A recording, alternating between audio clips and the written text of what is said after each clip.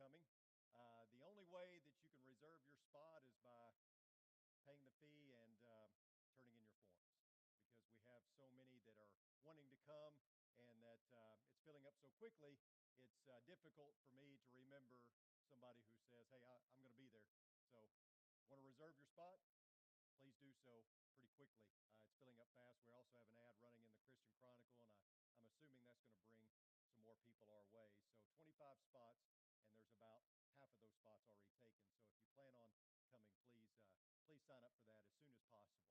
You don't want to miss out on that. It's going to be a great year at Preacher Training Camp. Well, good evening.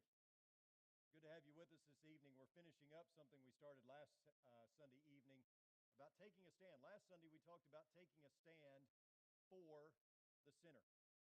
If Oldham Lane is going to be known for just one thing, I would hope it would be that we are known for sinners. We love the sinner. Somebody loved us enough to share the gospel with us, and therefore we are here because of that. And we should be willing to share the gospel with others because we love them as God loves the sinner. Tonight we're looking at taking a stand against sin. We are for the sinner. We are against sin. You know, when I was teaching school, I didn't feel like you should have a whole lot of rules. I felt like if you had a bunch of rules, that begins to be burdensome, and it's hard to keep up, and they don't always follow them anyway. So I only had a few very simple rules, or values as I would call them, and there were only about 3 or 4 of them, but we held to those dearly. I mean, if you broke those, there would be consequences, but we made sure that we really pushed those values. And one of them was your mouth, your language. You know, I read something on Twitter yesterday from Brad Stevens, the coach of the Celtics, and he said, how can we expect to ever be a successful team if our best player is not our best teammate? And a lot of times you see that with teams. The best player is also the most selfish, the most egotistical, and things of that nature. And so in order to bring our team together, to galvanize our team, we had these values. And one of them was you were going to watch your mouth. You were going to watch your language. We didn't allow cussing. And so if you swore, or if your mouth got you in trouble in other ways during the game, then you would do some serious running the next day. There would be a lot of discipline involved the next day. That was one of those values that we clung tightly to. And that went for me too. Only 2 times did I ever get a technical foul as a coach. One of them I asked for because I felt like we needed it at the time, but only twice. And I did the same thing. I ran, the kids watched me, and they put me through the same discipline that I put them through, because it's only fair, right? If you're going to hold them to that standard, you got to abide by that standard. But those are values that we cherished. And there was one situation where I had a young man who was a hothead on the court. He's a good kid, and I still love him to this day. He was 6'2", 290 pounds, and he could actually play a little bit of basketball, even though he was that big. And he got in trouble one night and said some things he shouldn't have said. He got a technical foul. And so I benched him for the next game, along with the other things that we did to him in practice for discipline reasons. And we lost the next game without him in there. And the newspaper called, as they normally did, and they said, what would you say was the key to losing the game? And I said, well, there were a lot of things. We weren't as good as the other team. That was one of them. But another thing was that we had a player that was out, one of our starters. And he said, well, what was he out for? And I said, well, it was a disciplinary issue. And he said, well, what did he do? And I said, you don't need to know that.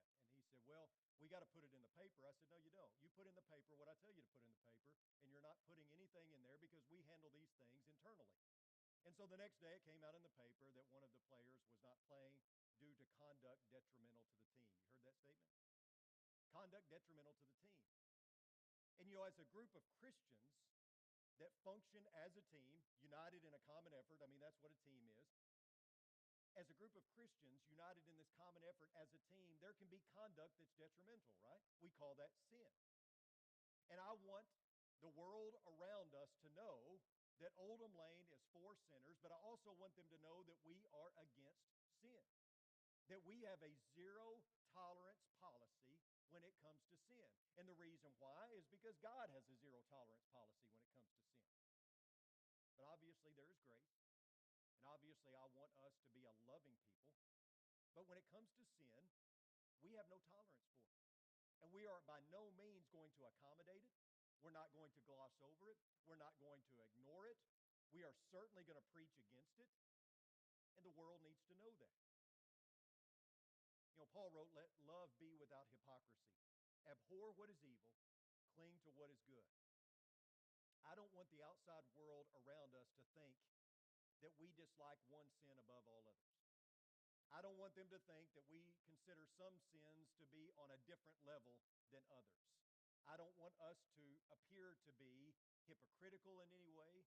I don't want the outside world to see us as someone who believes that certain sins are okay or not as bad.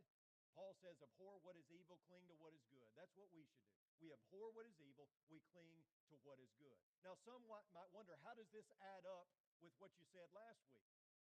In other words, is this not double talk? I mean, how can you be for the sinner yet against sin? How does that work? Because aren't you by nature, by saying that you are against sin, aren't you saying that you're against the sinner as well? No, we're not. We are still for the sinner. We are just against sin. In Psalm 25 and verse 7, David writes, "Do not remember the sins of my youth or my transgressions. According to your loving kindness, remember me for your goodness' sake, O Lord." The psalmist is pleading with God here not to remember me for my sins. Don't consider the sum total of my sins. Consider me. And we've all been in that position, right? We've all done silly things. We've all messed up. We've all sinned. And before a holy God, we know that we stand condemned, but we plead with God, don't remember my sins. Remember me. Please, God, remember who I am and that I don't want to be this person. Now, I'm talking, of course, of Christians. I mean, like we said before, there are some who don't struggle with sin at all, or they quite like it. They've surrendered to it. That's not what we're talking about this evening. We're talking about those who maybe continue to deal with sin in their daily lives. And they want God to remember who I am. That I don't want to be this way. Like Paul said, "For we know that the law is spiritual, but I am of flesh, sold into bondage to sin. For what I am doing, I do not understand, for I am not practicing what I would like to do, but I am doing the very thing I hate. But if I do the very thing I do not want to do, I agree with the law, confessing that the law is good. So now, no longer am I the one doing it, but sin which dwells in me. For I know that nothing good dwells in me, that is, in my flesh. For the willing is present in me, but the doing of the good is not. For the good that I want to do, I do not do, but I practice the very evil that I do not want. But if I'm doing the very thing that I do not want, I am no longer the one doing it, but sin which dwells in me." We all have this civil war that goes on inside of us. We know what we shouldn't do, and yet we do it anyway. And we don't like that. Yet, so many times, we fall victim to it, right? What do you do when you see a sign that says wet paint? Do you touch it?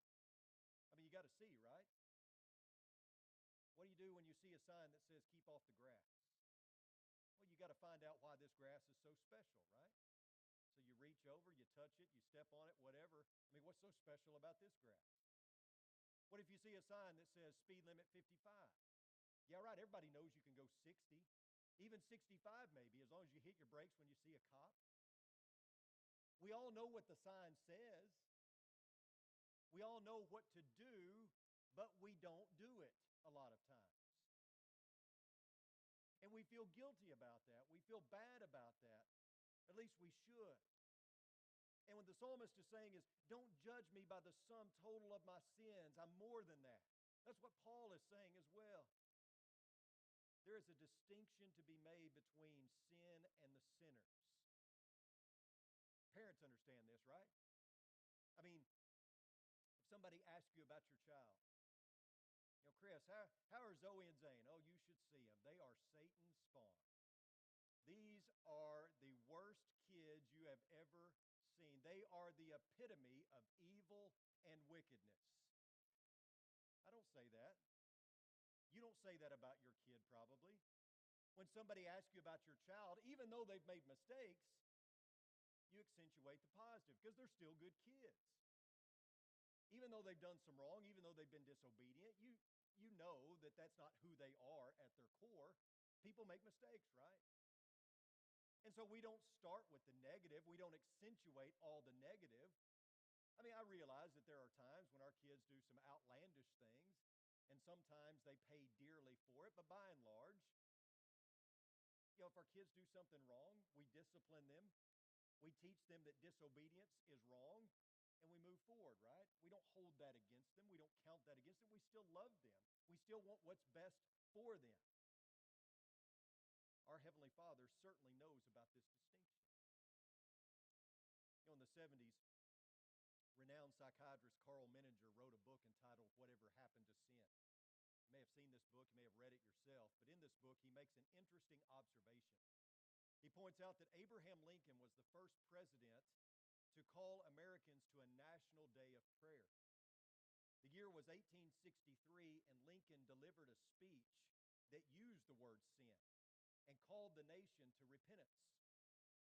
In the early 1950s, Congress passed a law that the president should designate a certain day in May every year as a national day of prayer. In 1953, President Eisenhower referred back to Lincoln's speech, used the word sin, in fact, borrowed a lot of the language from that speech.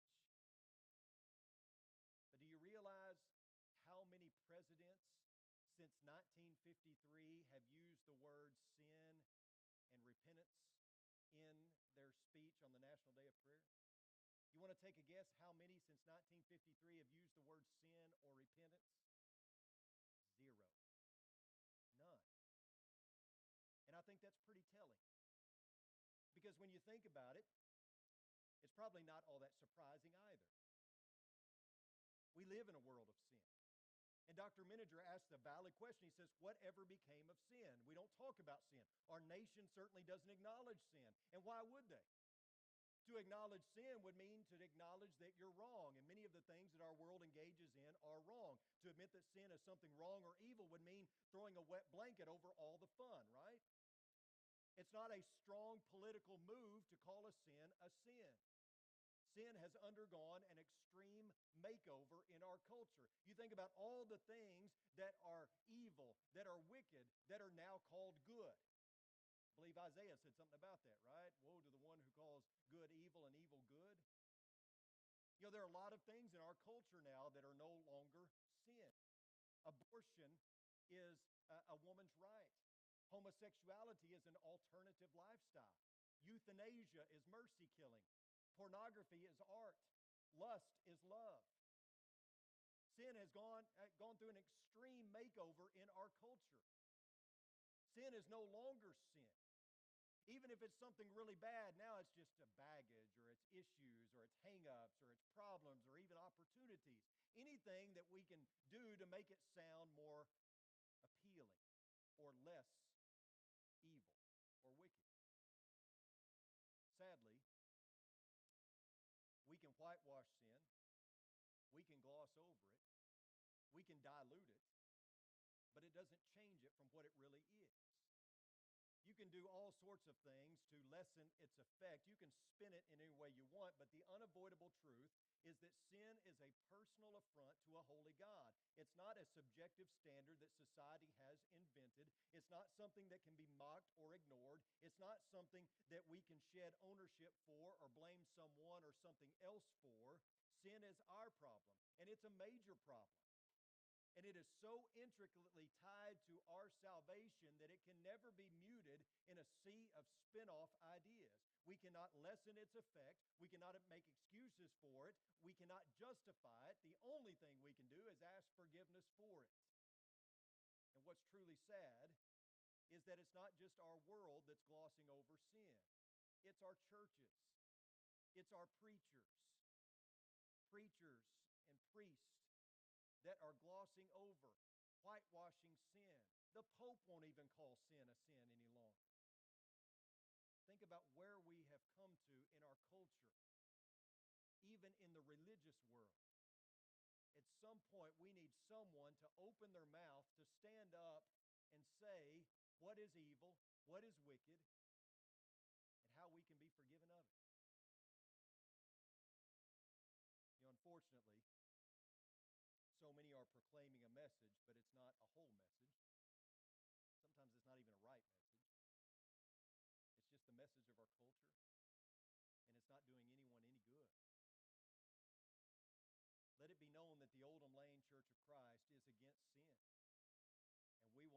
go along with the world on this. We will not allow sin to go unchecked. We will not ignore it. We will not gloss over it. We will not advocate your participation in it. We will preach against it. And you know why? This may surprise you, but you know why we're going to take such a strong stance against sin? Because we love sinners. That's the very reason. The whole reason why we abhor evil and cling to what is good, the whole reason why we hate sin is because we love the sinner. And we don't want to see them suffer eternally. Nothing is more precious than a person's soul. And Ezekiel had something to say about this. In Ezekiel 18:4, God says, "Behold, all souls are mine." And he follows up this by stating that the soul who sins will die. The soul is valuable to God. It is of utmost value. It should be considered invaluable to us as well, because it's the only thing that we truly can take with us when we die. The psalmist also writes, "As the deer pants for the water brook, so my soul pants for you, O God. My soul thirsts for God, for the living God. When shall I come and appear before God?" David understood what had to be quenched before all else, and that is the soul. Nothing else truly matters. The soul has to be quenched. Nothing that is fleshly or material or earthly can be taken with us in eternity. Just the soul. And therefore, we'd better make sure that it is quenched above all else. To be a church that opposes sin naturally inheres, or at least it should naturally inhere, that we love sinners and that we want to see them reach salvation. I've got to tell you, I don't hate a lot of things, but I hate cancer. And the reason I hate it is because I've seen what it does to people that I love. People in my own family, people that are in my own church family. I've seen some of you deal with it. I've seen you deal with it among your family and friends. I hate cancer because of what it does to people. And it's the very same reason why I hate sin, because of what it does to people that I love, because of what it's done to me. I mean, I know firsthand what it does to people because of what it has done to me. I don't have a cure for cancer, but I do have a cure for sin. It's found within the pages of Scripture. It's the gospel. There is a balm. There is a remedy.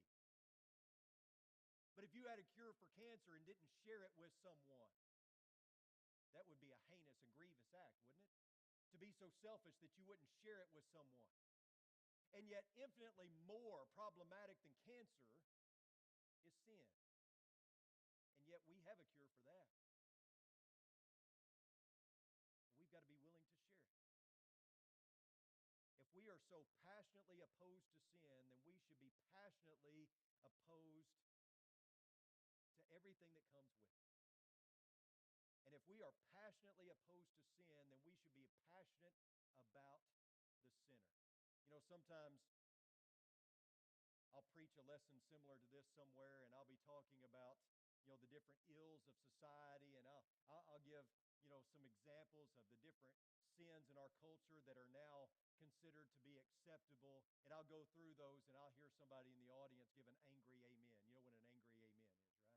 Amen. Keep preaching. Well, I'm glad you're angry about sin. I hope that you are passionate about the sinner. There's a lot of us that are angry about sin, and we talk about, how the homosexuals are taking over and all this other stuff. Okay, I hear you. But are you passionate about the sinner? Or do you just want to rail on sin? Do you just want to condemn everybody, or do you want to help them as well? You can oppose sin, and you absolutely should. But your reason for doing so should be because you love the sinner. And you hate what sin does to people. And you don't want to see anyone fall victim. There's a story told about a little sheep that every day would walk by the pigsty and see the pigs rolling around in the mud. little sheep wanted so badly to roll around in the mud as well. It looked like so much fun. And yet, the sheep could remember what his mother would constantly say to him: sheep don't wallow. And so every day this sheep would walk by the pigsty and wanted so badly to get out and to wallow with the pigs in the mud, but he would hear that voice in his head of his mother saying, sheep don't wallow. Until one day the temptation got to him, he couldn't stand it any longer, and he went in and he started rolling around in the mud with the pigs, and he was having so much fun until he realized that he couldn't get up. He had rolled around and wallowed around in that mud so much that it had caked up in his wool, and he became so heavy that he couldn't get back on his feet.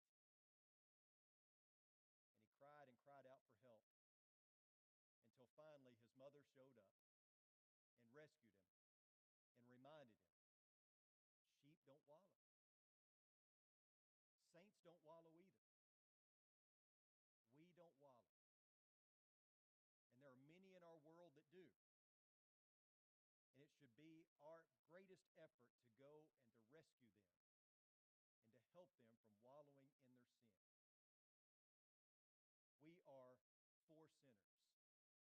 We are against sin, and those two are not mutually exclusive. In fact, they go together. And if you're sitting here this evening and you are classified a sinner, and you know it, and you're ready to do something about it, we are for you because we're against what is happening to you. And maybe you're someone who is wallowing. Maybe you need prayer. Maybe you need some help. Maybe you're someone who has been defeated by sin, you've surrendered to it, and you don't like that lifestyle and you want to change. Let us help you. Whatever needs you might have, come now as we stand.